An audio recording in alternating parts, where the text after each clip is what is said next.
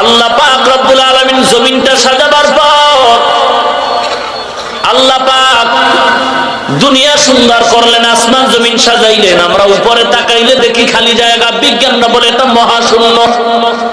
দূরত্ব কত বলে 500 বছরের পথ। খেয়াল করেন আলামিন কাকে বলে তার একটু ব্যাখ্যা বলতেছি। এই যে মহাশূন্যটার দূরত্ব 500 বছরের পথ, আমরা এখান থেকে উপরে যদি কিছু মারি, মাটি মারি, কোন ইটের কণা মারি, নিচে পড়ে যায়। বলে এই 500 বছরের মহাশূন্যের মাঝখানে এমন একটা স্তর আছে যে স্তরে কিছু রাখলে নিচেও পড়ে না, উপরেও যায় না। বিজ্ঞানরা গবেষণা করে সেখানে স্যাটেলাইট তৈরি করলো।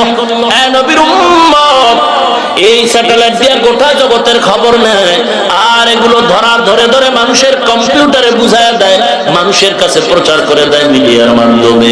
এই যে দূরত্ব 500 বছরের পুরো দূরত্ব এই মহাশূন্য, এর উপরে হলো প্রথম আকাশ।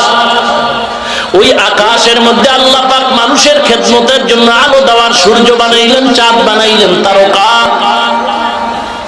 সূর্য কত বড়? বলে 2 হাত 3 হাত দিয়ে ধরা যায়। বলে না না, বিজ্ঞানীরা বলে সূর্য কত বড় জানো?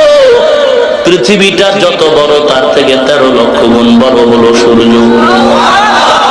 খেয়াল করবেন কিন্তু ভালো করে।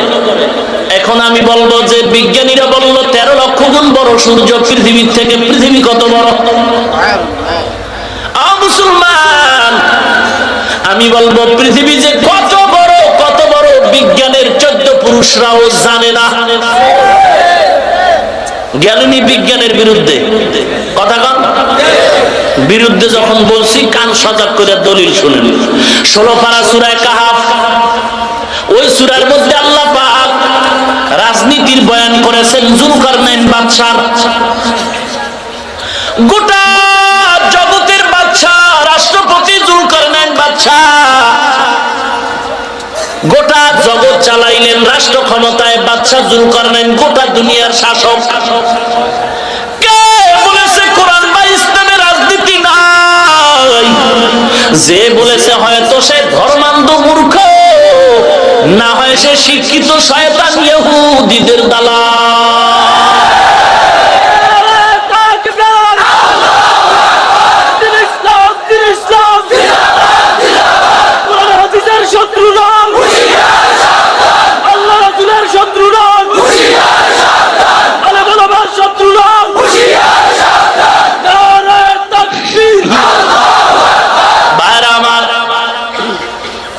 গত বছর বলেছিলাম পয়গম্বর সুলাইমান বিলকিসের ঘটনা, ইউসুফ জুলাইখার ঘটনা তালাশ করো। বাংলা কোরআন শরীফ পড়ে দেখো রে বাবা, ও সমস্ত ঘটনার মধ্যে আল্লাহ কত মজার মজার রাষ্ট্রনীতির কথা বলছে।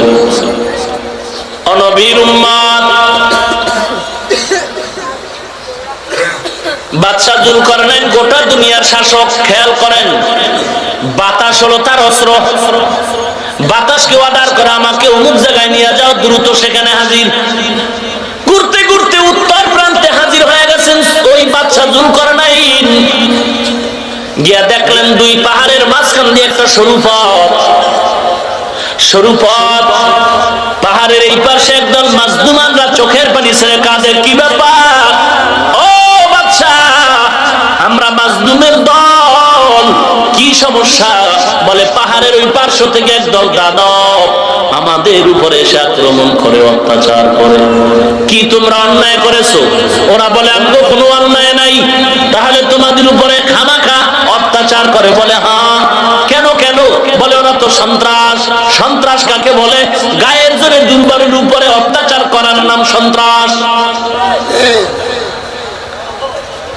গায়ের জোরে দুর্বলের উপরে আক্রমণ করার নাম টেরোরিজম, সন্ত্রাস। যারা করে সন্ত্রাসী বা টেরোরিস্ট। নবীর উম্মত আজকে বলে সন্ত্রাসী করে, হামলা করে, আর বলে ইসলাম জঙ্গি। ট্রেনিং দেয় না, ইসলাম জঙ্গিবাদীর দল না, কোরআন জঙ্গি ট্রেনিং দেয় না। নবীর উম্মত সন্ত্রাস নামের এই ক্যান্সার বন্ধ করার জন্য দুনিয়াতে কোনো মেডিসিন নাই। মেডিসিন নাই, একটা মেডিসিন হলো, সেটার নাম হলো জিহাদ। সন্ত্রাস ইসলামের ক্যান্সার বন্ধ করার একমাত্র মেডিসিন হলো জিহাদ।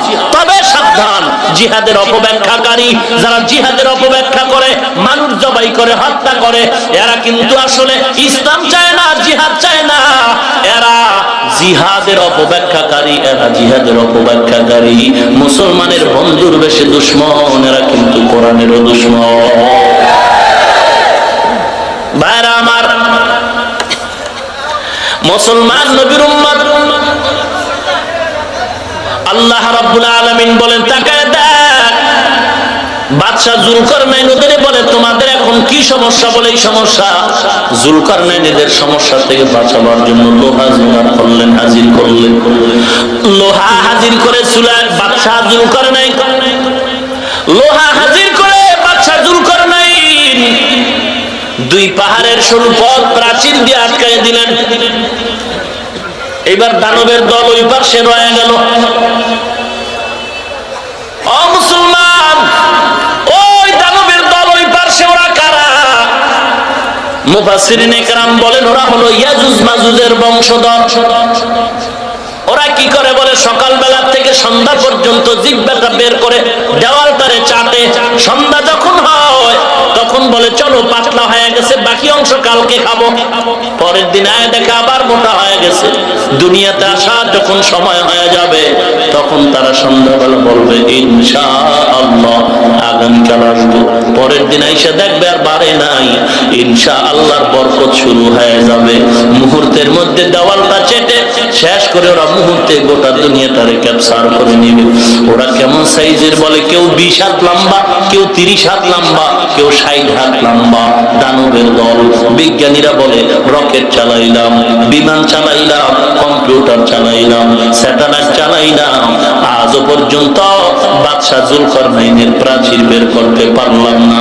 ইয়াজুজ মাজুজের বংশধরেরা কেমনে ঘুমায়, কেমনে খায়, আজও পর্যন্ত বের করতে পারলাম না। ওই যে দুইবার বিমান হারায় গেছে, পায় না, লাস্টেরটা পাইছে সাগরে।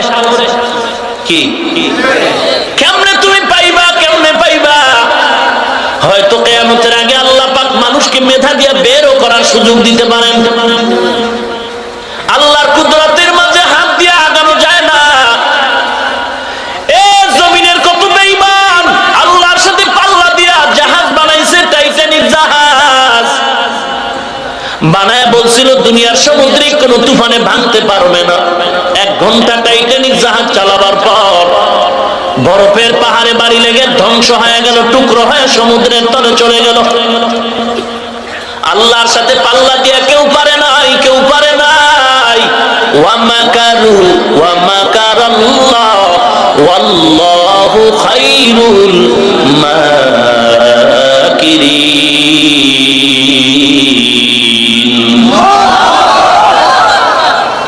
আল্লাহর সাথে পাল্লা দিয়ে পারেছে কেউ? ও ভাই, পেরেছে কেউ? পারবে না? না, পারবা না রে বাবা। আল্লাহর সাথে পাল্লা দিও না, সাবধান। ও নবীর উম্মত, তাহলে পৃথিবীটার থেকে 13 লক্ষ গুণ বড় সূর্য। এরা যে 13 লাখ বানাইলো কেমনে? বলে জ্যামিতিক একটা গড় মাপ দিয়ে আয়তন বের করেছে। মুসলমান নবীর উম্মত, এই প্রথম আকাশ হলো 500 বছরের মোটা। এই মোটা 500 বছরের আকাশ পেরিয়ে আবার উপরে যাও, 500 বছরের দূরত্ব, আবার একটা মহাশূন্য, আবার মহাশূন্য পেরিয়ে যাও, দ্বিতীয় আকাশ 500 বছরের মোটা, আবার উপরে যাও, আর একটা মহাশূন্য, 500 বছরের দূরত্ব, এর উপরে যাও, তৃতীয় আকাশ 500 বছরের মোটা, এর উপরে যাও, আর একটা মহাশূন্য, 500 বছরের দূরত্ব, এরপরে তুমি পাইবা চতুর্থ আকাশ 500 বছরের মোটা, এর উপরে যাও, আর একটা মহাশূন্য, 500 বছরের দূরত্ব, এর উপরে যাও, পাইবা